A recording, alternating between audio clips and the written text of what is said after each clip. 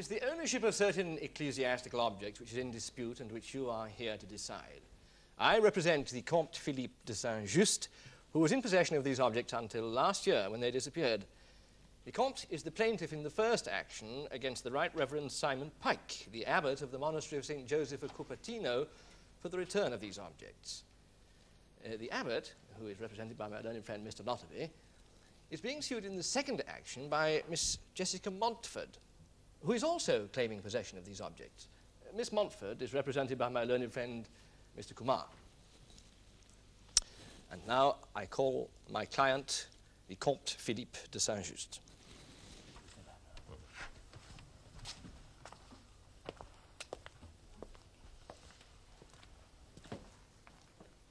What is your religion? Catholic.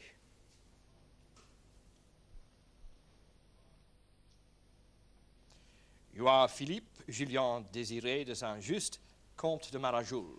I am. You live at Château Hiver, Luçon, near Nîmes. That is one of my addresses. One of them, Comte? I have also a house in Paris and flats in London and New York. Which one do you spend most of the time? The chateau. Then that is the one we are interested in. You are a French citizen, are you not? Yes, my lord, but my mother was American, and I was partly educated in England. I am therefore prepared to give my evidence in English. You anticipate my question. Oh, I'm so sorry, my That's lord. all right. Yes, Mr. Thank you, Lord. Comte, did you in March 1971 purchase a quantity of antiques from an Italian dealer? Yes. What is the name of the dealer? Was. He died last year. What was his name? Emilio Rossi. He had a shop in Via Verdi in Rome. Was Signor Rossi a well-known antique dealer? In ecclesiastical antiques, particularly, yes. And what were the antiques that you purchased from Signor Rossi in 1971? They were a collection of medieval ecclesiastical vestments. I have a list here. Shall I read it out, my lord? Is it an agreed document? Yes, it is, my lord. There are also some photographs of the collection, my lord, which we shall be looking at in due course. Very well, Count. I bought from Signor Rossi the following. One alb said to be the alb of Saint Honoratus. Saint who?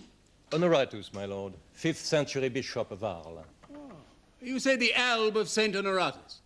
Yes, my lord. Perhaps you would explain for us what is an alb. Oh, certainly, my lord. It is an ankle-length sleeved tunic, usually made of white linen, and it is worn by a priest often beneath other vestments. Yes, I see. The Carcassonne Cope, first quarter of the 13th century, Opus Anglicanum. Oh, well, now that term has some special significance, no doubt. Yes, my lord, it's a technical term for a certain type of medieval embroidery. A chasuble, second quarter of the 13th century, also Opus Anglicanum. One amice, it's a rectangle of white linen covering the shoulders. Also a dalmatic or tunicle, calf-length sleeved tunic. A maniple, it's a narrow strip of material worn over the forearm. A stole. Yeah, well, we know what a stole is. Quite so. Mitre, 15th century, jeweled. Gloves, 13th century, also jeweled. A gold double cross with pearls, circa 1250. And a reliquary pendant of the Holy Thorn, enameled gold, set with 2 large amethysts, 13th century. What did you pay for this collection? 145,000 American dollars. And this collection is the one that you allege the defendant, the Right Reverend Simon Pike, stole from you. Oh, I don't merely allege it. He did steal it from me. Did the defendant ever visit the chateau? He stayed last year. And what brought the abbot to Luçon last year? A Compostellan prior died whilst on holiday near Luçon.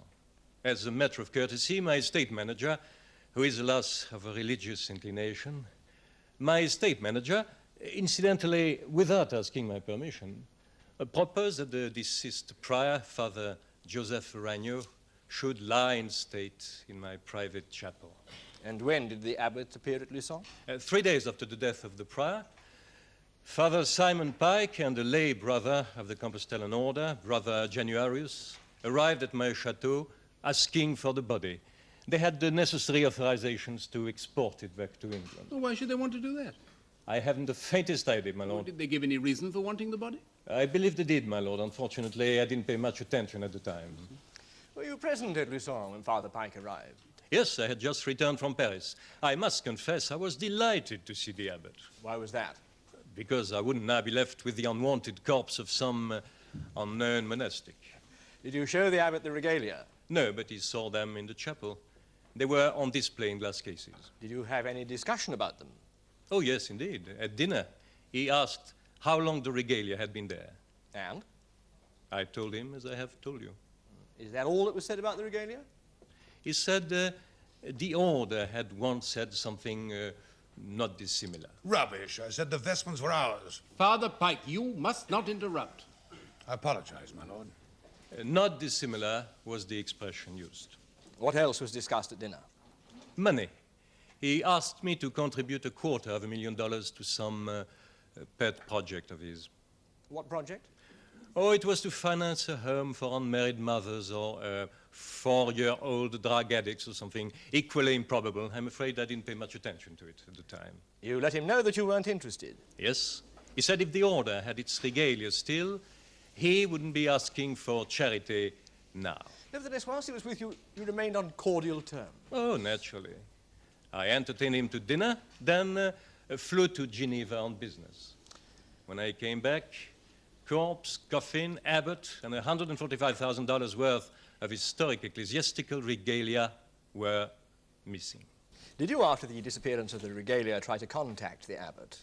Oh, yes, I phoned him at the monastery of St. Joseph of Cupertino near Fulchester. You spoke to him? No, the abbot was not available. He was, they said, in retreat. Did you speak to one of the monks? I did. Did you inquire about the missing regalia? Yes. He said the only regalia there belonged to the Compostellan order. Then he hung up. Thank you. Comte, when Father Pike came to Lucerne and he dined with you, even at that time he told you that this collection was the property of the Compostellan order, did he not? No. As I said before, not dissimilar was the expression used. But in any case, some of these vestments are 700 or 800 years old. In that time, they could have belonged to almost anybody, and they probably did. It didn't disturb you that you would probably purchase the missing relics of an ancient religious order? I bought the regalia perfectly legally from an Italian dealer in Rome. Why? Why? Yes, Comte, why did you buy these vestments? Because I wanted to earn a collection. Why? Are you a religious man? Religious? What is the point of that question? For your information, Comte, I'm trying to establish the motive for your purchase. No, I'm not religious. Do priestly vestments hold any particular significance for you other than as the working clothes of the clergy? No. Are you an expert in medieval embroidery? No. Then why buy this collection of Opus Anglicanum? Because it is beautiful, and also because it is unique. Was that the only reason? Well, at $145,000, I think it was also cheap at the price. In what way, cheap? Well, the collection must be worth nearly twice that now. How much? About $250,000. Over £100,000. The collection then has no particular significance for you except as a financial investment. But what is wrong with a financial investment? Works of art are about the only things in these days of inflation that keep their value. Unfortunately, no one can afford to buy old masters or impressionists anymore. Medieval embroidery seemed an ideal alternative. It was either that, manuscripts, or musical boxes. So, Comte, should this court find that the collection is rightfully yours, you will at some future date sell it in order to realize your investment. Well, it is possible, yes. Are you a wealthy man, Comte? Wealthy is a relative term. I believe I read somewhere that you own one of the classic vineyards in the Bordeaux district. Am I right? Yes. If you must know, I'm also a director of an oil company, and I have a number of other business interests. I'm not a pauper. Obviously not. When you purchased this collection from Signor Rossi, were you aware that it was the property of the Compostellan order? Obviously not. And surely the question of the ownership of this regalia is what this court is here to decide. And you are asking the court to believe that the abbot is a liar. Oh, it is hardly for a mere layman to accuse the abbot of an ancient religious order of being a liar and a thief, even should it be true.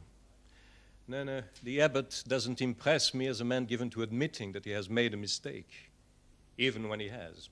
Neither do you, Comte, it would seem. No further questions? Monsieur le Comte, I appear on behalf of Miss Jessica Montford, the second plaintiff in this case.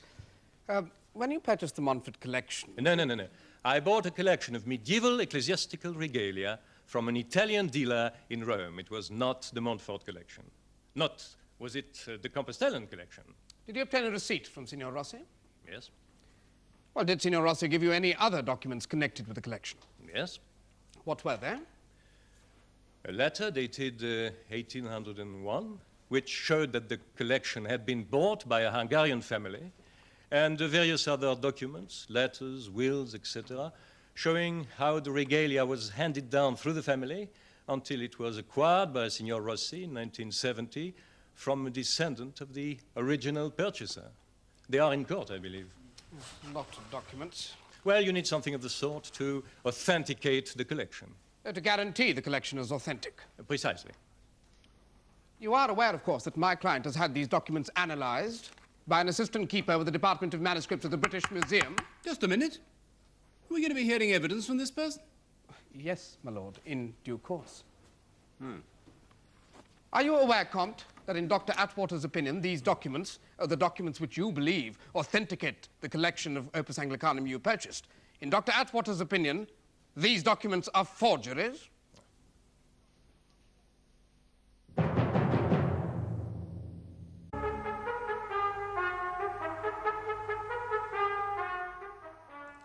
When I bought the collection, I had no reason to believe that the documents were forgeries. Nonetheless, Comte, as we shall hear in due course, these documents are forgeries. But the regalia isn't. That, at least, is authentic Opus Anglicanum.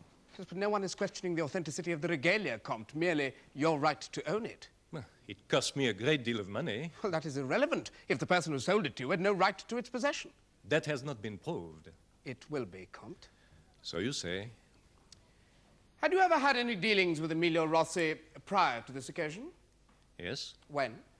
In 1968, I think it was, when I bought a missal, a 15th century missal from him, one that had once belonged to the Medici family. It was also authenticated by means of documents. It bore the Medici crest. You are satisfied it was authentic? I consulted experts. They were satisfied. Oh, did you also consult experts about the collection of Opus Anglicanum? Yes. What was their reaction? That it was unique and authentic. Did they also study the documents? No. Why not? Because what I was paying for was the vestments, not the letters. What would you have done, Comte, if your experts had examined the letters and found them to be forged? I mean, would you have gone ahead and bought the vestments, even knowing that they were probably stolen? Well, the question is hypothetical and totally irrelevant. I don't see how my client can possibly answer it. I agree, Mr. Fry. I don't think the question is well phrased. Very well, my lord.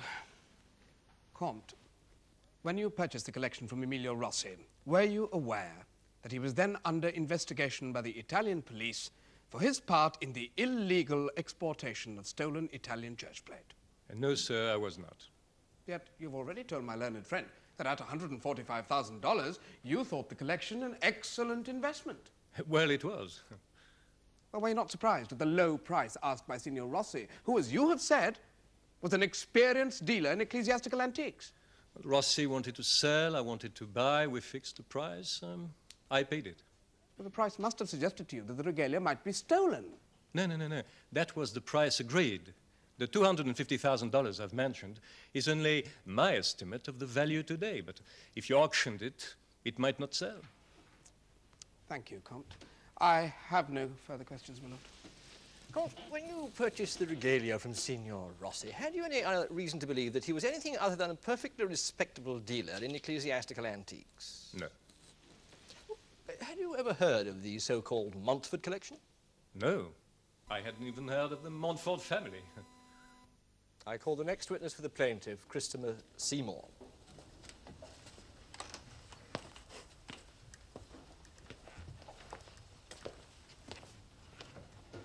What is your religion? I'm a Scientologist. Oh, dear, Mr. Seymour, Scientology is not in law a religion. One day it will be, my lord. Perhaps, but not for the moment. Would you like to affirm? Very well. You are Christopher Martin Seymour of 16 Cocklefield Close, East Grinstead. I am. In 1973, were you a member of the Compostellan Order? I was. What was your position in the order? I was a novice. For how long, Mr. Seymour? There is a 6-year probationary period before you become a full member of the order. It is the same with most religious orders. Which abbey of the Compostellan Order did you enter? The Abbey of St. Joseph of Cupertino, near Fulchester. The abbey of which the defendant is abbot. Yes. And what name had you taken in the order? Brother Januarius. Januarius? Bishop and martyr, my lord. Died 305. Feast day, September the 19th, my birthday. In the Cathedral at Naples, there is a glass vial containing his dried blood, which miraculously liquefies 18 times a year. Oh, indeed. In 1973, did you accompany the defendant to Lucerne to recover the body of Father Joseph Aranio? I did. Did the abbot himself select you to travel with him? Yes. I speak fluent French. Were you with the abbot when you first visited the chapel and saw the vestments? Yes. What was the abbot's reaction when he saw the vestments? Remarkable. Remarkable? Like a shark scenting prey. He said it was a sign from God. The lost treasures of the Compostellans had at last been recovered. He identified them immediately as being the property of the Compostellans. Oh, yes. Were you impressed? I was. Why? I was never aware the abbot was an expert on Opus Anglicanum. All the lost treasures of the Compostellans come to that. Why do you say that, Mr. Seymour? Well, my lord, the abbot, who was my ecclesiastical superior for nearly 3 horrendous years, never struck me as being a student of history or the arts. He is a painfully practical man. Did the abbot speak to the Comte de Sanjust about the vestments? Very little. He asked how long he'd had them and remarked that the order had had a regalia which was not dissimilar. Not dissimilar. He used those words. Yes. What was the Comte's reaction? Polite, but dismissive. The Comte then flew to Geneva. What did you and the abbot do in his absence? Here, we stole the vestments. How? We placed the body of Father Aranio in the coffin which had been prepared for him. Then the abbot opened the glass cases. Weren't the cases locked? Oh, yes. Then how did the abbot open the cases? With a penknife. He forced the cases open, in fact. Yes. And then? He placed the vestments in the coffin with Father Joseph Aranio. In with the dead body? Yes. In the Abbey of St. Joseph of Cupertino, the Reverend Abbot isn't noted for his sensitivity. Mr. Seymour, do you know the history of the Compostellan vestments, including the so-called alb of St. Honoratus? They were held in a Compostellan monastery in Czechoslovakia. Sometime after the Russian invasion in 1968, they are said to have vanished. They have never been seen since. Seymour, in your opinion, were the vestments in the Comte de Saint-Just's collection, in fact, the lost treasures of the Compostellans? I've no idea. Yes, Mr. Lotton? Nothing, my lord. No. And I very much doubt if the abbot knew either. Thank you, Mr. Seymour. Mr. Seymour, you told my learned friend that you spent nearly 3 horrendous years in the Compostellan Order. Yes. You spent these 3 years at the monastery of St. Joseph of Cupertino near Fulchester. Yes. Under the authority of the abbot, the defendant, the Right Reverend Simon Pike. Yes. When did you leave the Compostellan Order, Mr. In Seymour? 1973. Well, that was shortly after the trip to France with the abbot. Yes. Why? Why did I leave the order? Yes. Because I found monastic life too limiting.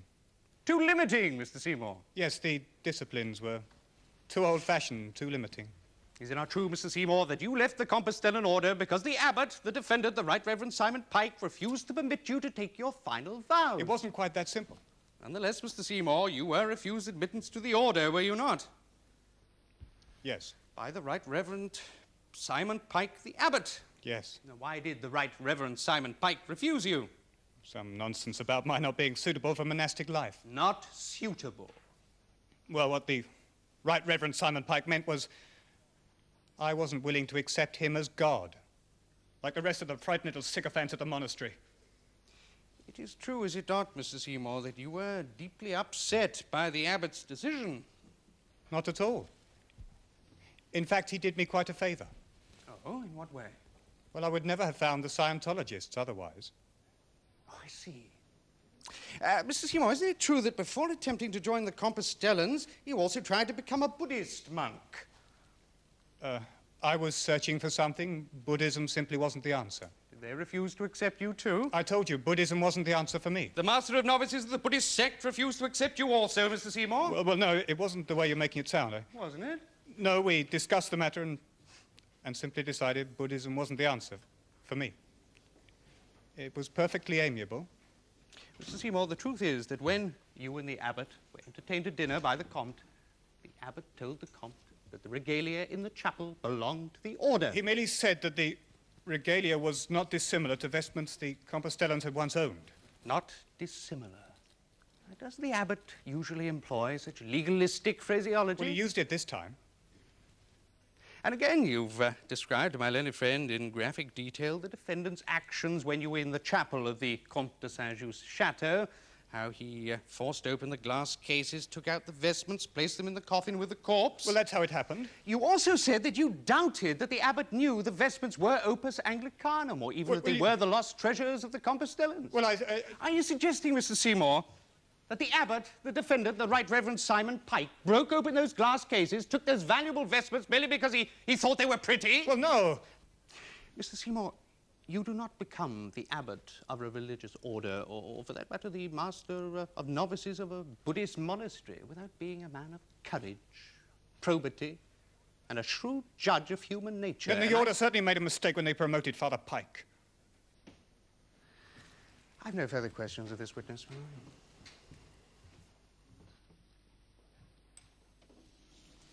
That completes the case for the first plaintiff, my lord. I call the defendant, the Right Reverend Simon Pike.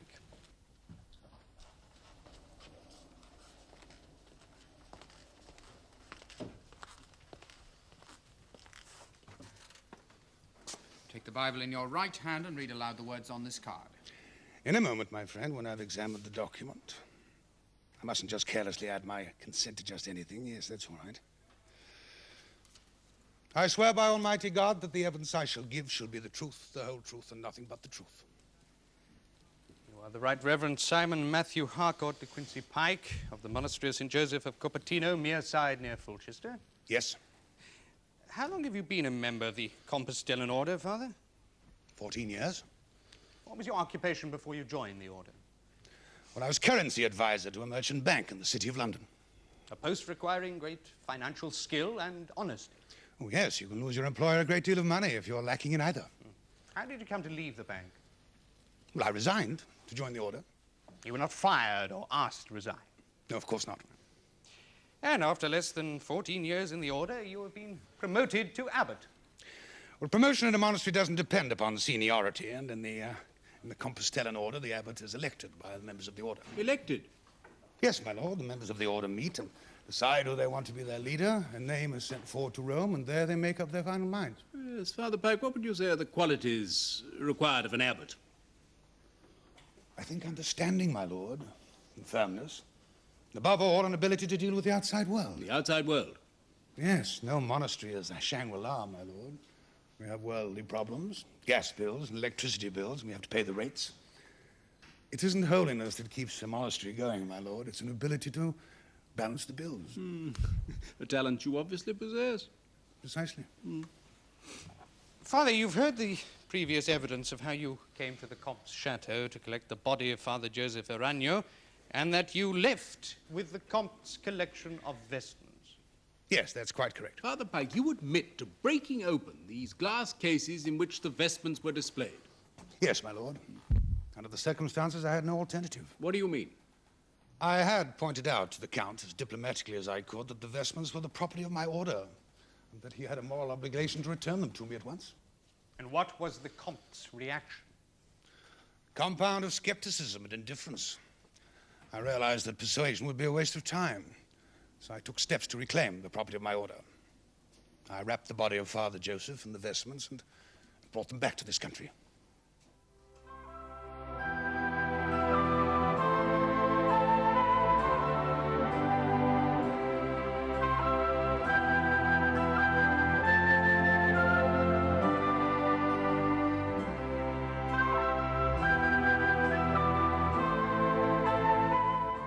The case against Father Simon Pike will be resumed tomorrow in the Crown Court.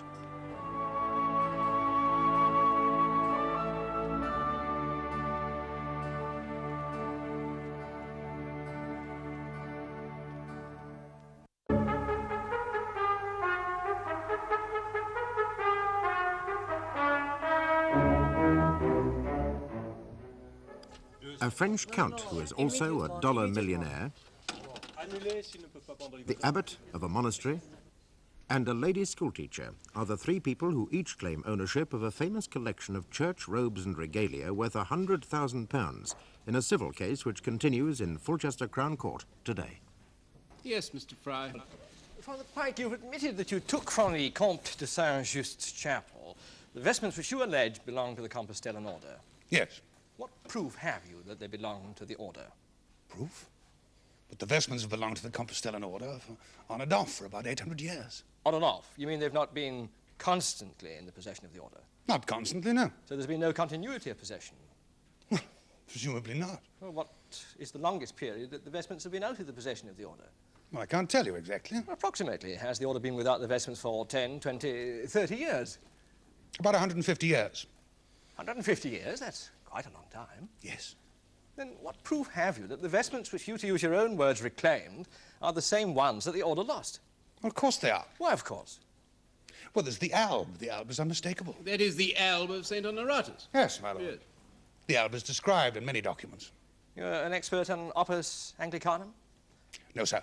You're an expert on medieval religious vestments? No.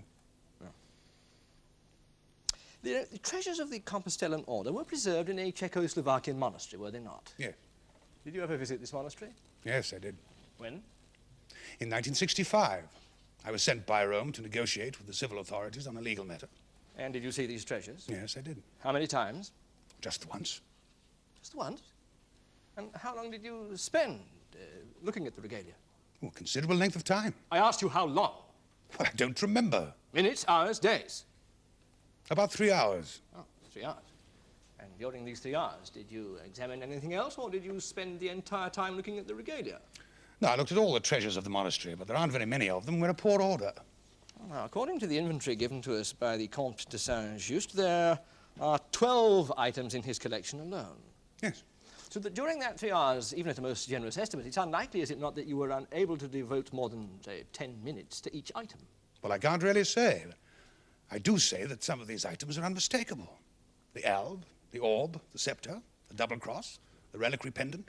And yet you're asking the jury to believe that the minute you stepped into the Comte de Saint-Just chapel in 1973, you were immediately able to identify the lost treasures of the Compostellans, treasures that you'd seen only briefly nearly 10 years before. I recognized them. It's the truth. You must have a remarkable memory, Father Pike. Yes, I have. Indeed. Tell me, Father Pike, why did you take the vestments belonging to the Comte de Saint-Just? They are the property of my order. Is that your only reason? What other reason could there be? What are you going to do with these vestments should the jury find in your favour? Do with them? Oh, come now, Father Pike, is it not a fact that you've already made inquiries about selling the vestments, including the so-called alb of St. Honoratus? You plan to sell this collection, Father Pike? The collection is not mine to sell, my lord. That decision would have to be made by somebody far above my head. Nevertheless, it is the intention that this collection should be sold if the jury find for you? Yes, my lord. Why? The Compostellans are not a wealthy order, my lord. We do have commitments in this country and overseas. What commitments?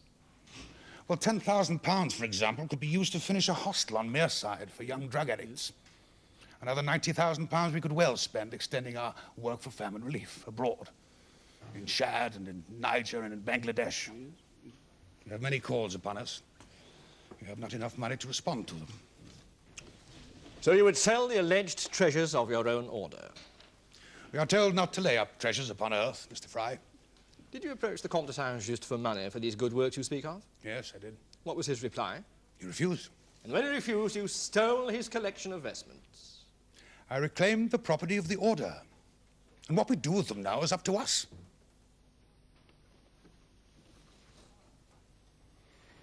Father Pike, as you know, I represent the second plaintiff in this case, Miss Jessica Montford. It is our case that the Sanjust collection and the alleged treasure of the Compostillans is one and the same. It is, in fact, the collection held by the Montford family for over 150 years. Well, this particular collection of vestments has, in fact, been the property of my order since the 13th century. How do you know? Well, there are documents.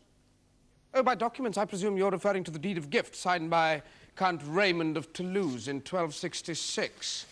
A photocopy of this document, my lord, will be found amongst the agreed bundle of documents. I have it. Father Pike, is that the document to which you refer? Yes? Well, my client will be calling an expert witness who will say that this document is, in fact, a forgery. Rubbish. We shall see, Father Pike. How long do you claim that your order held the vestments?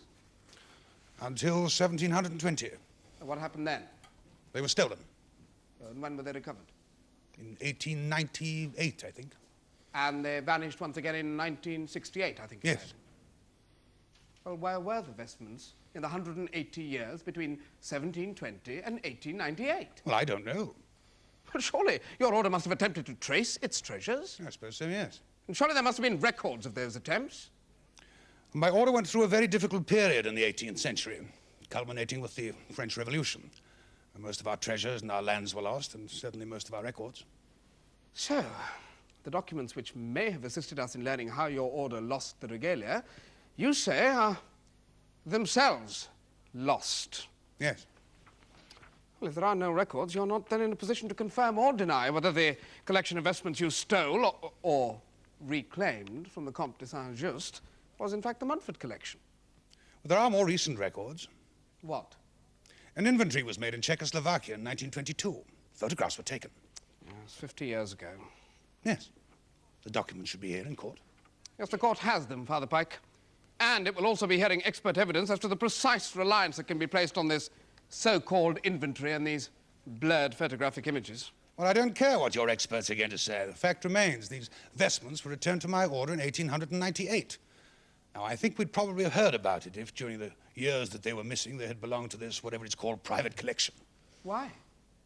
Well, because I don't believe that a collection of rare and historic vestments can disappear into a private collection without trace for 150 years. Then what happened to the vestments during those years? I don't know. Well, perhaps they did disappear without trace, as you say, and the Montford family purchased them. All I can say is whoever believed they owned those vestments during those years, they were in fact the rightful property of my order. Property, which, as we've heard, you're eager to sell. No, not eager. Forced. Forced? What do you mean, Father Pike? My lord, in order to conduct a religious way of life in a religious institution and to encourage other people to live that way of life, money, mammon, finance, call it what you will, is as necessary as oxygen. So you see yourself merely as a money raiser? As abbot, my first duty is the continuity of the order and the welfare, both physical and mental, of my monks. I cannot do that if I'm forever running down to the bank to get an improvement in my overdraft. You paint a very strange picture of the religious life, Father Pike. What religion are you, Mr. Kumar? My religion does not concern this court. You're an agnostic. Yes, I suppose I am. How did you know? Because only an agnostic can be quite so embarrassed about his lack of opinion. And so he should be. Father Pike. And, Mr. Kumar, like most agnostics, you seem to have an incurably sentimental idea about religious life. I fear that Bing Crosby had a great deal to answer for.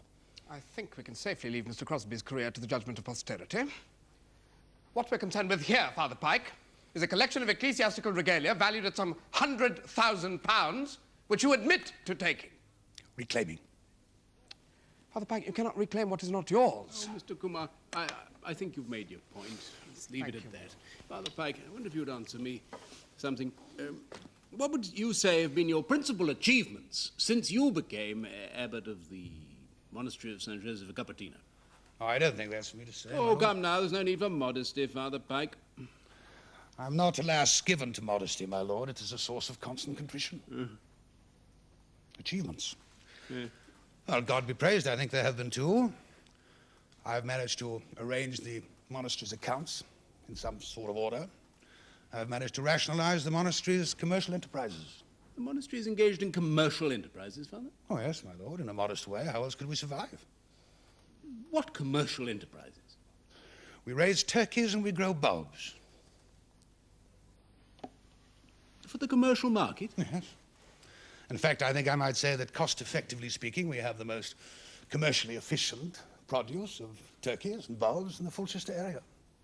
We're now endeavouring to start a small herd of pedigree Friesians.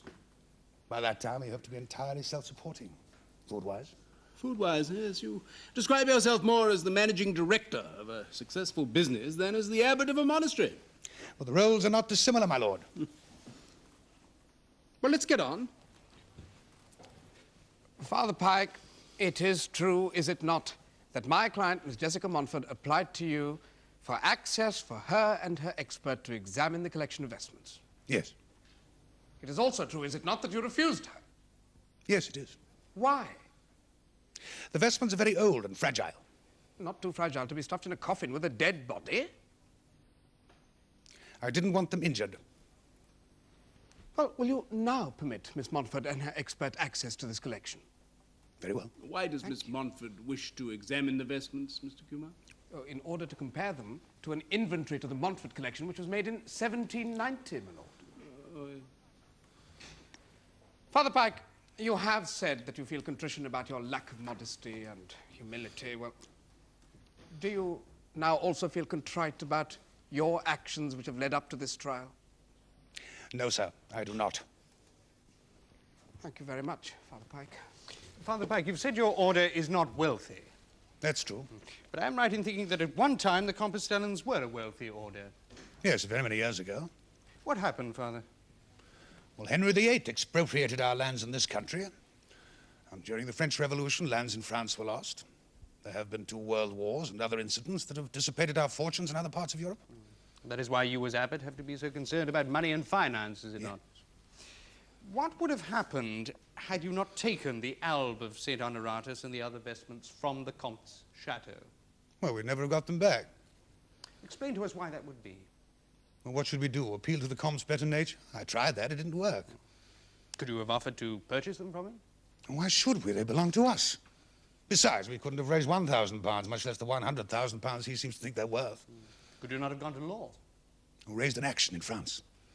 Pursued one of the richest men in Europe through the courts of Europe. No, we couldn't have afforded that. Litigation, as you must well know, is notoriously expensive. No, I took the only course that was open to me. Yes. Now, my learned friend has made much of the fact that Miss Montford and her expert have not been given access to the vestments. Yes, I didn't want anyone to see them at that time. Why was that? Well, I didn't know who Miss Montford was. She could have been a tool of the Comte's. She could have been sent to steal back the vestments. The name of Montford meant nothing to you? Nothing at all. You never heard of the Montford collection? I don't think anybody had until today. Thank you, Father. Does your lordship have any questions? No. You may leave the witness box, Father Pike. Thank you, my lord. That's the case for the defence, my lord. Very well. I call my client, Miss Jessica Montford. Accident or injury. Contact T.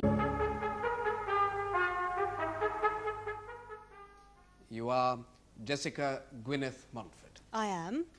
You live at Ayrton Cottage, St. Pagas Lane, Stamford, Lincolnshire. Yes. You're a school teacher. I teach medieval history and games at St. Pagas School for Girls. St. Pagas? You may have heard of it, my lord. No. It's a very well-known private school. It is your contention, is it not, Miss Montford, that the collection of vestments purchased by the Comte de Sanjust and subsequently taken by Father Pike are in fact the collection once held by your family for over 150 years? It is more than a contention, Mr. Kumar. It is a fact. Those vestments are from the Montford collection and were left to me by my great-uncle, Daniel Montford. When did your great-uncle die? In 1968. How old were you then? 20. And you became fully entitled to your great-uncle's estate when you became 21? In 1969, that's correct. Yes, Miss Montford, Father Pike has told us that his order acquired the collection in the 1890s. In 1898, to be precise, my lord. Oh, you're good at dates, are you? I teach history, my lord. Oh, yes. Father Pike has also said that his order was deprived of the collection in 1968. I believe that is the official story. Yes, so if this is the Montford collection, that is for the jury to decide. It was in the custody of the Compostellan order from 1898 to 1968. Well, surely there can be no argument about that, Well, my whether lord. or not there's any argument about it, there is the difficulty of the statute of limitations. I beg your pardon? The Acts of Limitation provide that no court shall entertain proceedings on various matters after a certain period of time has elapsed. I don't think I understand. Well, now, Miss Montford, if I were to acquire something from you by non-criminal means and you don't reclaim it after the period of limitation has passed, you have no legal remedy. No cause of action exists more than 6 years after the event giving rise to it. Now, there are exceptions in matters dealing with land, but that doesn't concern us here. But that's monstrously unfair, my Yes, lord. it may be unfair, but that is the law, Miss Montford. Now, it seems to me that in your case, the period of limitation began in 1898, and it expired 6 years thereafter in the year 1904. But I couldn't have done anything about it in 1898. I wasn't born till 1948. There are certain exceptions. You're not aware of all this. No, my lord. Time does not run against a person until he or she is adult, nor does it run against a lunatic. Oh, yes. I've been through all this with my lawyer. Great-uncle Daniel was as nutty as a fruitcake, my lord. Can this be proved, Mr. Kumar? Well, for over 70 years, he was firmly convinced he was a melon. A melon? He used to hang from trees. Yes, well, thank you, Miss Montford. My lord, we have managed to obtain a medical certificate signed in 1898, which certifies Daniel Montford as a lunatic. Yes. There are copies, my lord. Yes. Autumn was always the dangerous time for great-uncle Daniel. Autumn? Well, that was when he became ripe. He used to drop. Where? To the ground, my lord. Melons don't grow on trees, Miss Montford. I don't think horticulture was Uncle Daniel's strong point, my lord. Evidently. Anyway, he died at the age of 92, when some children shook the tree he was hanging from. Daniel Montford inherited the estate when?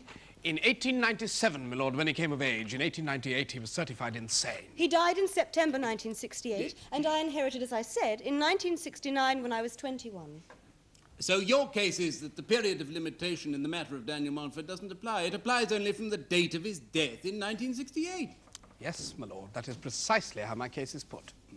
All the relevant documents, the will, Daniel Montford's death certificate, Miss Montford's birth certificate, they're all in bundle C. Yes. Very well.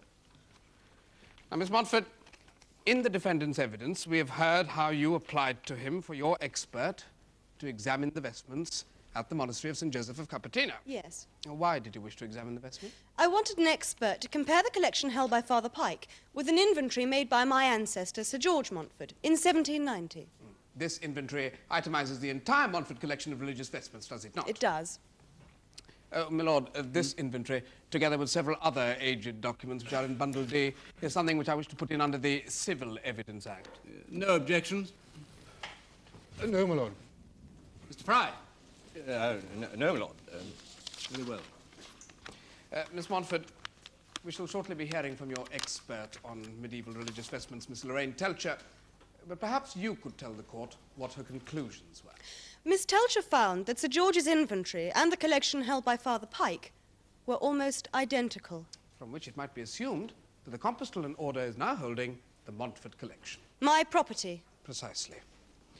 Now, Miss Montford, perhaps you would summarize the history of the Montford collection. Insofar as it is documented by records in Bundle D. How did your family acquire the collection in the first place? Through Francis Montford. He came back from the Grand Tour in 1720 with a huge collection of objets d'art, statues, paintings, all kinds of things, including this collection of Opus Anglicanum. He bought them. Oh, yes. Francis practically bankrupted himself buying beautiful things. Yes. Now, this collection of vestments remained in your family until 1898, approximately. Yes. Where were they kept? At Montford Hall in Lincolnshire. Were they on display there? Oh, no, they were locked up. After Francis, nobody in the family wanted anything to do with works of art ever again. So it is, in fact, unlikely, to say the least, that anyone outside the family could have possibly known about this collection. Very unlikely. Now, the Montford collection disappeared, did it not, about 1898? Yes, just after Daniel was certified. What were the circumstances of the disappearance? Daniel gave them away. Gave them away? Yes. To whom? Oh, no one ever found out. He gave away a great many things just before he was certified. What, for instance? A served dinner service, coach and pair, a shooting box in Scotland, and on 2 occasions his own clothing. His own clothing? He gave it away to beggars in the street, my lord. Caused quite a scandal at the time. Were any of these things subsequently recovered? Well, most of them, my lord, except for the clothing. Yeah. Was any immediate attempt made to trace the Montford collection? Yes, but it was never found. Someone had bought the collection, but they never discovered who. So, in 1898, the Montford collection vanished, seemingly for good. Yes. And since Daniel Montford, the heir to the Montford estate, was a certified lunatic, it would presumably have been difficult to pursue the search for the collection with any vigour. Yes. Did your grandfather do nothing about it? Oh, well, he couldn't do very much. You see, he was only 17 and he'd just joined the Indian Army. Anyway, a few years later, he was killed on the northwest frontier. I'm sorry. Was there no one else who could have pursued the search for the collection? Only Mr. Patterson. Who was he? Oh, he was one of the lawyers who took over the running of the estate after Daniel was certified. But he did nothing. Why not? Because he was low church and he hated the whole idea of vestments anyway. How did you manage to trace the collection to Father Pike? Oh, through a newspaper story. I saw that the Comte de Sanjust was suing Father Pike for the stolen vestments. And in the story, they described the Carcassonne cope. Oh, that is the early 13th century cope embroidered in Opus Anglicanum. Yes. Well, the description of the cope matched Sir George's inventory. So I got in touch with the family solicitor and, well, here we are. Well, lastly, Miss Montford, if the jury decide in your favour and the collection is returned to you, what do you propose to do with it? To put it on display. Or perhaps at St. Pagas. What, the school at which you teach? Yes. If that isn't practical, well, there are museums that would be only too glad to have it. You would not sell the collection? Good heavens, no. Americans might buy it. It might go out of the country. I couldn't bear that. Thank you, Miss Montford. Yes, Mr. Fry? Miss Montford, in which newspaper was it that you read the description of the cope? The Daily Telegraph. We read the Daily Telegraph of the 4th of August last year. Well, I don't remember the date exactly. It was the 4th of August. It's the only time the cope's been described. I'll take your word for it. You will find the relevant cutting in the first bundle of agreed documents, my lord. Yes, I have it, Mr. Fry. Well, now, Miss Montford, I wonder if you would be kind enough to read the description of the Carcassonne cope from that newspaper cutting of the 4th of August, 1973. Very well. Thank you. Among the items in the collection is the so-called Carcassonne cope, a superb example of Opus Anglicanum embroidery dating from the first part of the 13th century. The cope is embroidered with scenes from the lives of the saints. Thank you, Miss Montford. That will be sufficient. Do you agree that that is an accurate description of the cope that was in the Comte's collection? From the photographs, yes. Yes. Now, would you please read the relevant description of the cope from Sir George Montford's inventory? This is number 4 in the agreed bundle, my lord. Yes. The Carcassonne cope, purchased by Francis Montford in 1720. The cope is ornamented with scenes from the Old Testament and Opus Anglicanum. The Old Testament, Miss Montford. Scenes from the Old Testament, not from the lives of the saints. I'm sure that's just a mistake. On whose part? Well, On Sir George Montford's part or on the part of the reporter? how do I know? How indeed, Miss Montford. Now, I'd like you to study the photographs of the embroidered details of the cope.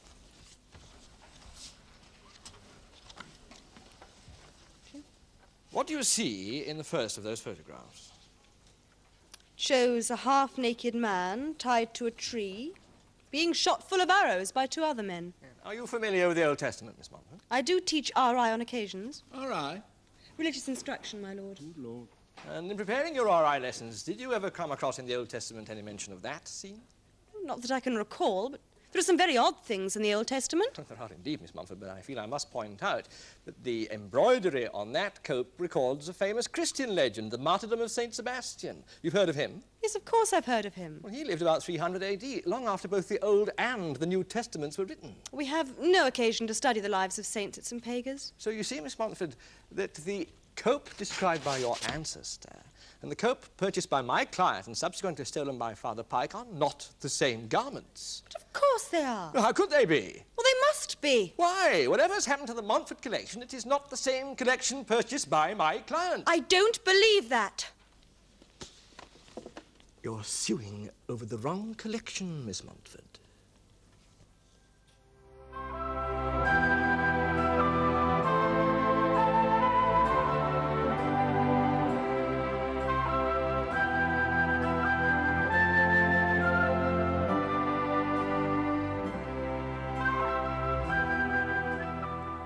The case against Father Pike will be concluded tomorrow in the Crown Court.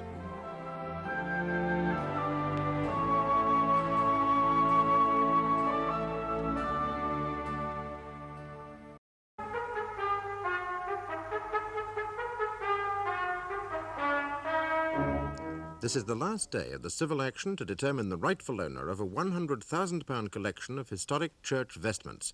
Jessica Montford is the third claimant.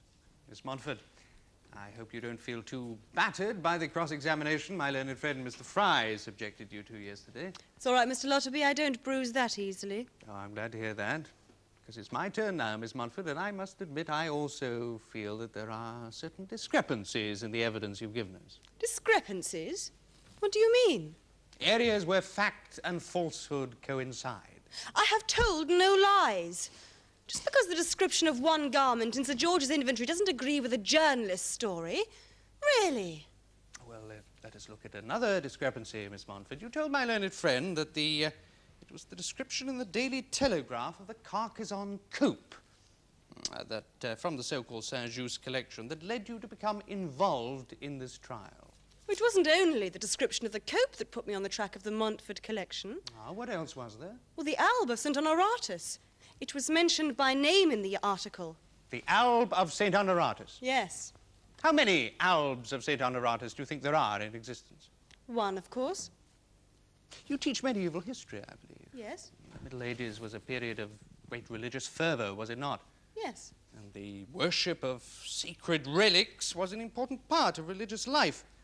Yes. It said that there were enough pieces of the true cross, for example, floating around in the 14th century to build a fleet of wooden ships. It's easy enough to mock now. No, I'm not mocking, Miss Montford. I'm just saying that you, as an historian, must have been aware that it was likely that there was more than one alb of St. Honoratus in existence. I've only heard of the one. You mean the one mentioned in Sir George's inventory? Yes. What evidence do you have that it is the same one? The two copes would appear to be different. Sir George must have made a mistake. Could surely have told the difference between a naked man being shot full of arrows and a man in a lion's den.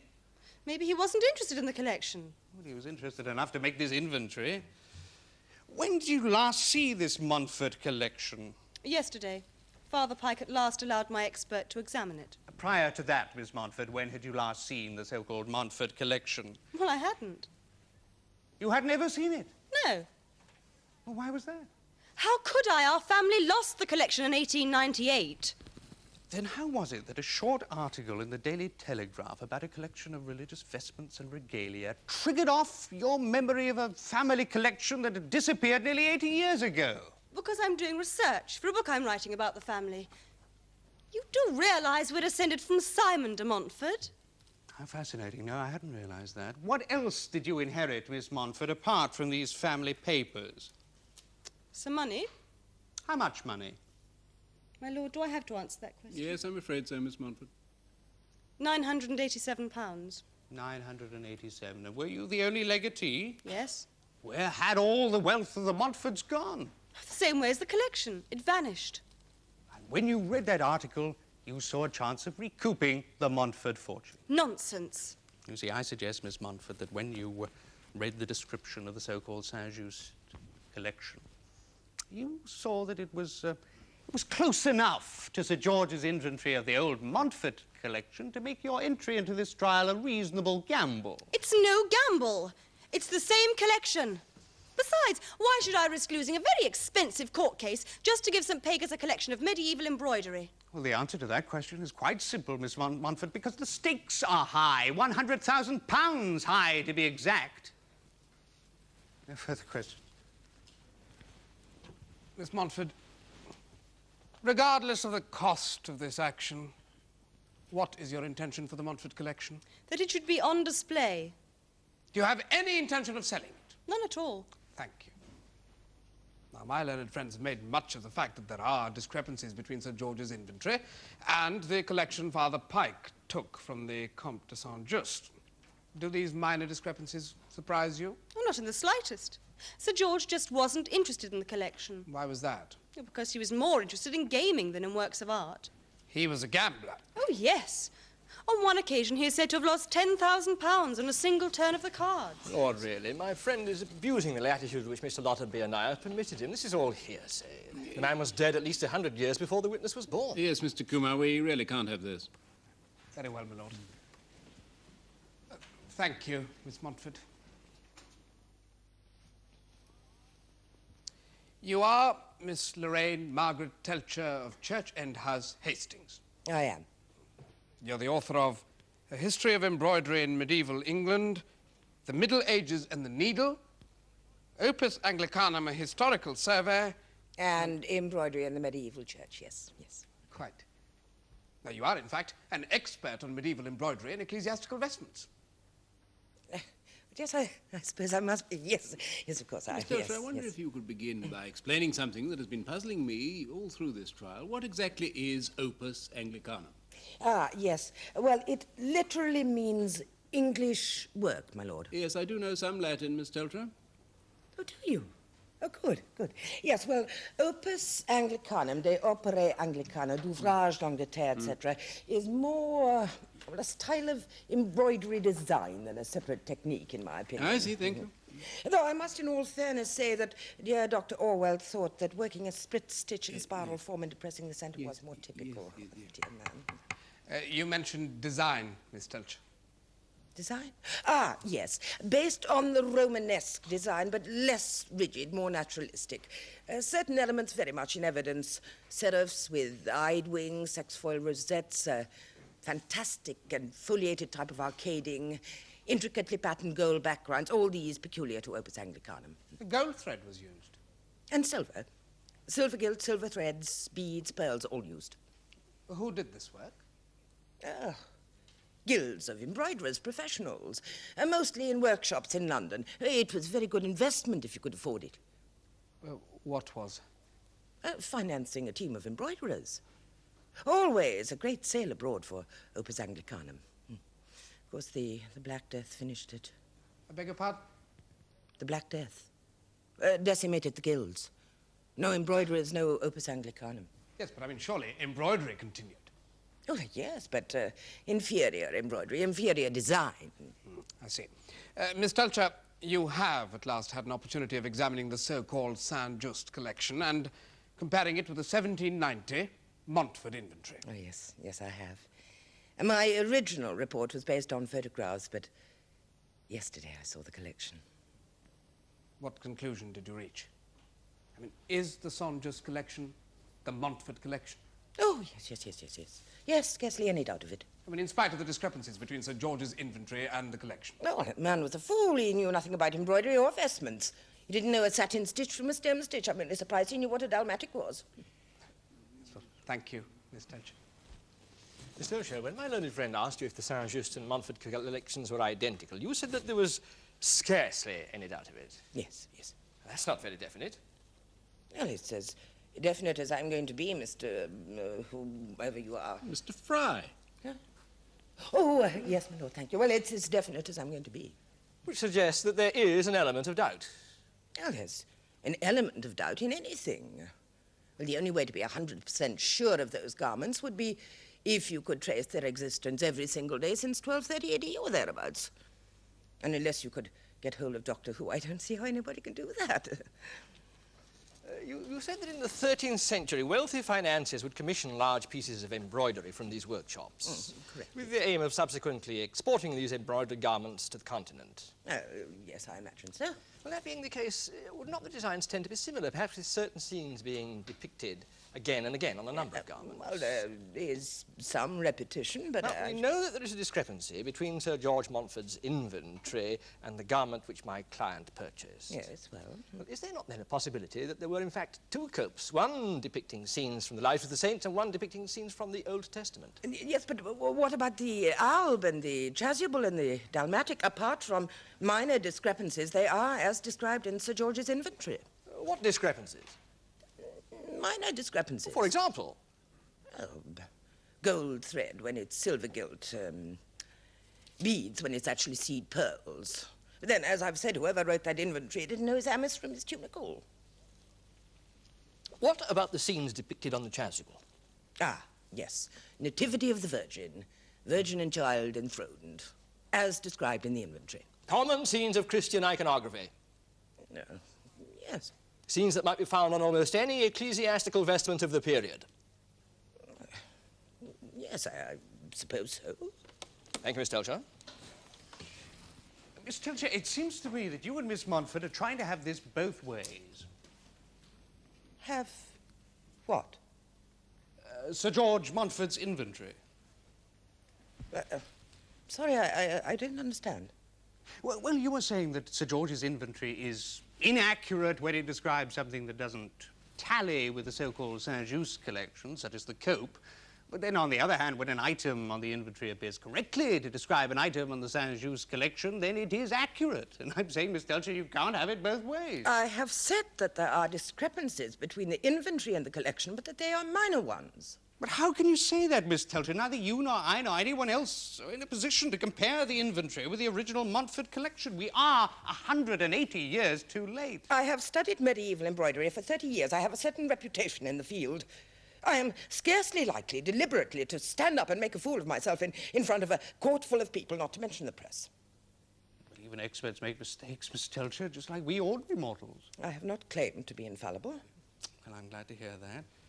Have you had an opportunity of studying the photographs and documents relating to the treasure of the Compostellans, which have been supplied by the defendant, the Right Reverend Simon Pike? I have. And what was your verdict? That the photographs are old and lack definition, and the so-called inventory is pathetically inadequate.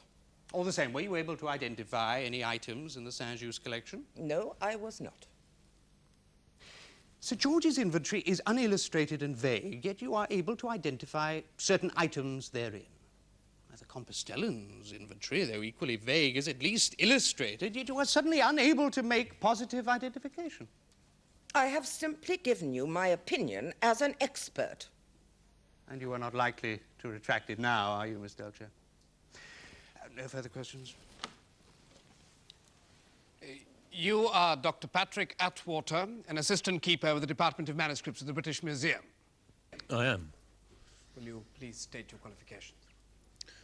I received a double first in history at Cambridge. My PhD thesis was on the subject of the development of calligraphy amongst the monastic orders of the Carolingian Empire. I also have a BSc Manchester.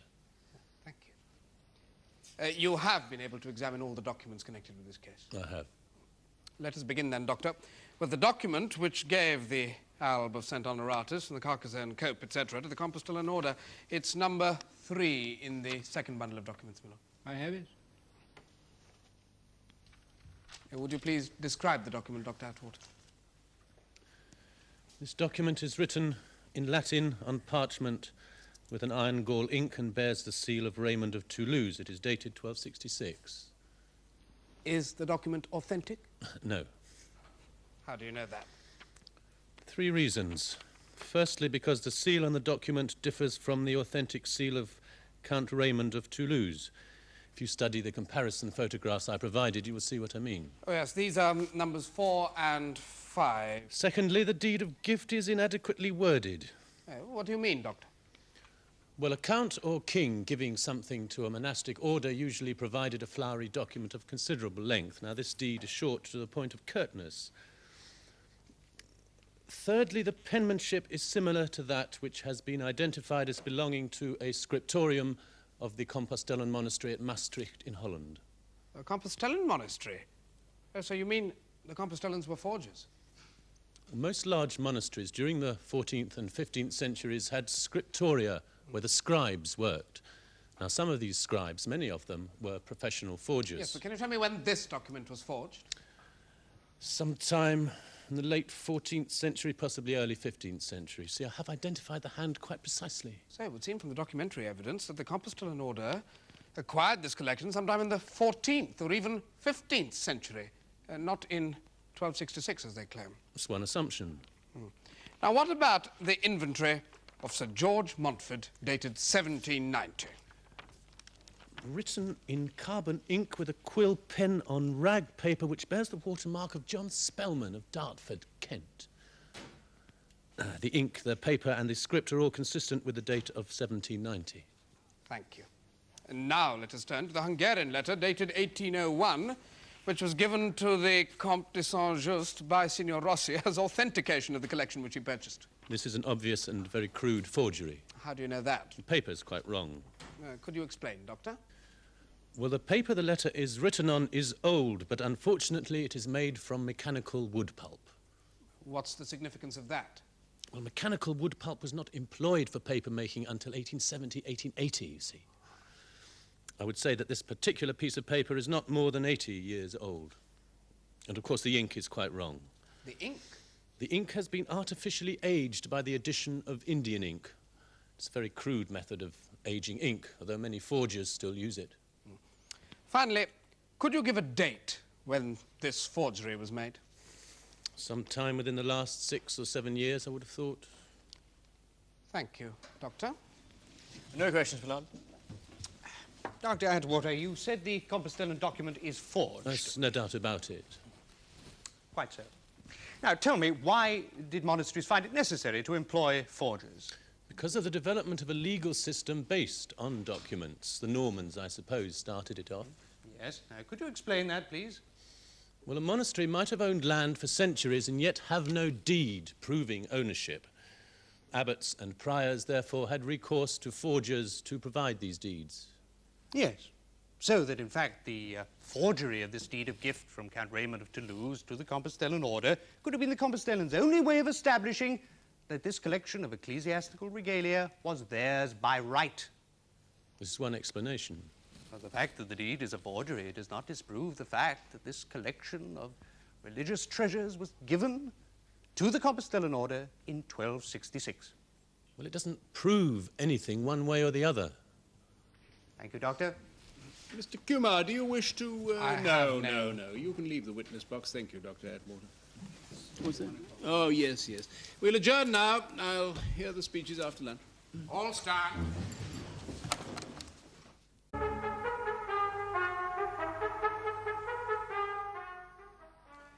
My lord, members of the jury, that the Compostellans once owned a collection of medieval vestments, I do not doubt. But what proof have we been offered that this is their missing collection? The word of Father Pike, a self-confessed thief. And even if it had once been theirs, what right do they have to it now? In law, my client, Miss Jessica Montford, has a clear claim to this part of her inheritance if you accept that the collection is the Montford collection. Now she, unlike the defendant who chose to take the law into his own hands, is pursuing her just claim through due and proper processes of law. Now, the collection was purchased by her ancestor in 1720, and although, as you have heard, it passed out of the family's control in 1898, her right to claim it remains in law. Now, both my learned friends have made mock of Sir George Montford's inventory of the Montford collection. But why should they? I mean, true, he was no scholar, but in the main, his inventory is accurate. And let us not forget that Sir George's inventory is the oldest authentic inventory of the collection that we have. For the Comte de Sanjust claim is based on forged documents, as also is the claim of the Compostellans. Now, ladies and gentlemen, there is only one rightful owner to this collection. It's my client, Miss Jessica Montford. At least, she isn't planning to sell it immediately. My lord, members of the jury, to whom do these treasures belong? The Comte de Sanjust, Miss Jessica Montford, or the monastic order of the Compostellans? Now, let us look firstly at the claim of the Comte de Sanjust. Now, he has told us that the treasures represented to him simply a financial investment. He had bought them suspiciously cheaply from an Italian dealer not noted for his honesty, together with a letter dated 1801 which purported to authenticate their history, but which has since been shown to be a forgery. Well, the Comte was prompt enough to obtain expert opinion as to the authenticity of his purchases, but did he bother to get the letter authenticated? He did not. You may wonder why. Now, the claim of the Montford family, which rests simply on an inventory made in 1790 by Sir George Montford. Now, it is true that there are certain similarities between the Montford collection and the Compostellan collection. Well, they are both examples of 13th century Opus Anglicanum. But as we have seen, they are not identical. Ladies and gentlemen, the Compostellans have once more recovered their treasures. I ask you to allow the Compostellans to keep them. May it please your lordship, members of the jury, I have only 3 points to bring to your attention. 1. All that we know of the deed of gift made by Raymond of Toulouse to the Compostellan order is that it was a forgery. This means that whether the Compostellans were ever really entitled to the collection has not been established. 2. However genuine the Montford inventory may be as a document, it does not describe accurately what was in the collection of the Comte de Sanjust. 3. That the Hungarian letter given to my client was a forgery is irrelevant. It was made several years before he purchased the collection from a dealer he thought to be reputable. So, since my client bought the collection in good faith, since the abbot admits taking a collection to which his counsel has been unable to establish any entitlement, and since Miss Montford's claim is to a collection that differs from that owned by the Comte de Sanjust, I submit that you have no choice but to fine for my client. Members of the jury, the Comte de Sanjust possessed certain regalia. The defendant, the abbot, admits that he took it and still has it in his possession. So it follows, then, that the Count is entitled to the return of his regalia. Unless either the abbot or Miss Montford, the second plaintiff, has shown, to your satisfaction on the balance of probabilities, that he or she is the rightful owner. So the Count doesn't have to prove anything. He's entitled to the return of his property, unless either of the other two has shown that they are the rightful owners. Now, the abbot has said that the regalia is identical to the one belonging to his order and which he saw in Czechoslovakia in 1965 and which disappeared in 1968 during the troubles in that country. Now, counsel, Mr. Fry, counsel for the Count, has said there might well be 2 sets of regalia, and he casts doubt on the reliability of the abbot's evidence because of the way the abbot behaved in France, stealing the regalia, and because the abbot himself admits that he only saw the regalia in Czechoslovakia in 1965 once, and then for only 3 hours. So the question is, when you consider the abbot's evidence, how reliable is it?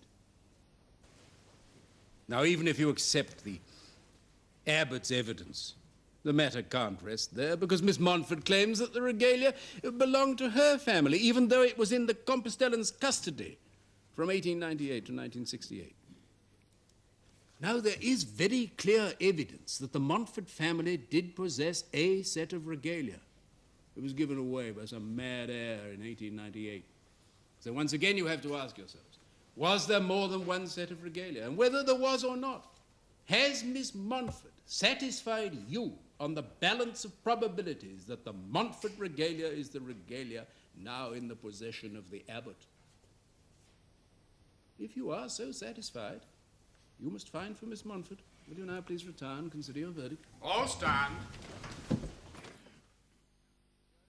Members of the jury, will your foreman please stand? Please answer this question yes or no. Have you reached a verdict upon which you are all agreed? Yes.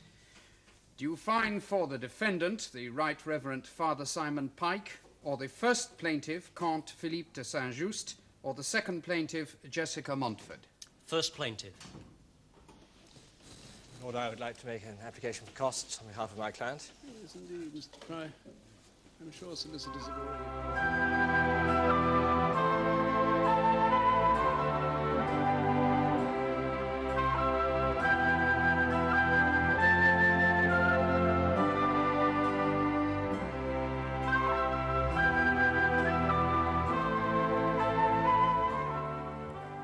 You can join another jury and assess the facts when our cameras return to bring you a leading case from the Crown Court.